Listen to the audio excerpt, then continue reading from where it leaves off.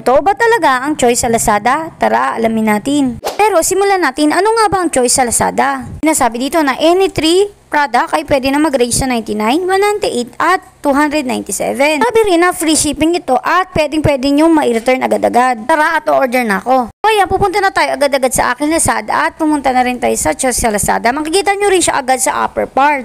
So ito, pipili na nga ako ng first item ko. Ito talagang pinakakailangan ko, itong toothbrush holder. So ayan, may nakita ko ditong isa, kaya klinik ko na yan at o-order na ako. For 33 pesos ay pwede na ako makabili ng toothbrush holder. So ayan, pipili na lang ako ng color at ang available color na lang niya ay pink, kaya yun na lang yung kukunin ko. Ka-add to pick nyo is makikita nyo dito sa pinaka lower part na may na-add na nga kayo sa inyong cart. So maghanap pa tayo ng dalawa kasi kailangan tatlo yung i-check out natin para maging free shipping siya. So yun nga, naisip ko na wala na nga palang lapis yung anak ko, kaya naghanap ako ng pencil. Kaya dali-dali ko na rin siyang tinay para may lumabas na rin agad na pencil.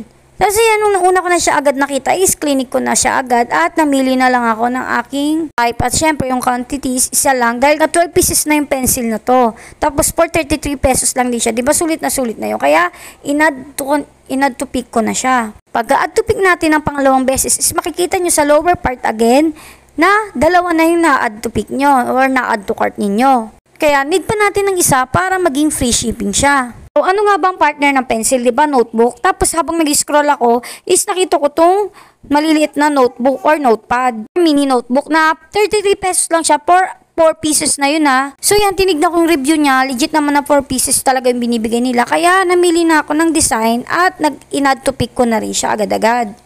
Tapos ayan, kapag tatlo na yung napili nyo is makikita nyo na yan at may lalabas na rin na automatic na free shipping na kayo. So dahil nga nakapili na tayo ng tatlo, pwede na tayong dumiretso sa checkout. So ayan yung tatlo kong in-order kanina. Makikita nyo dito na legit na 99 pesos lang talaga siya kasi yung each nga niya is 33 pesos lang. Pero kung first time buyer kayo, may binibenta rin sa Lazada Choice na worth 0.33 centavos lang. Kaya kung hindi pa kayo nakakatry mag-choice dito sa Lazada is mag-try na kayo. So ayan na nga, pwedeng kahit anong gamitin yung payment, pwedeng last pay later. Kaya ako last pay later na lang din yung gagamitin ko. At makikita nyo nga dito is iba't ibang store siya. Itong tatlong product na binili ko is galing siya sa iba't ibang store. So ang mangyayari dito is dadalhin ng mga shop na to sa warehouse ng Lazada at sila ang magpapak para maging isang parcel na lang sila.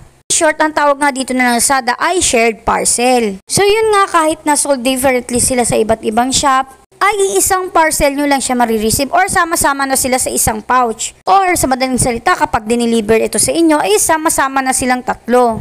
Tapos yan nga, babayaran ko na siya gamit ang aking last pay later. Tapos i-enter ko ng aking PIN. Naka-block siya kasi nga bawal nga ipakita yun. Tapos ayan na, payment loading na lang at okay na siya. November 17 ko siya in-order ng hapon at November 18 lang, kinabukasan lang, na-receive ko na rin siya kaya nga nagulat rin ako. So today, November 18 ay dumating na nga siya at marireceive siya ng ganito, isang pouch lang siya.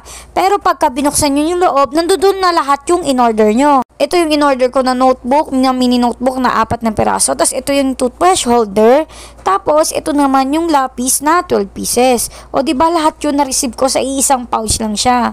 Makikita nyo dito na November 18 ko talaga siya na-receive at nakuha. At napakagandang experience nito sa akin bilang isang bumibili sa Lazada kasi nga napakabilis ng delivery, marami kang choices tapos free shipping pa. Kaya thank you for watching, yun lang.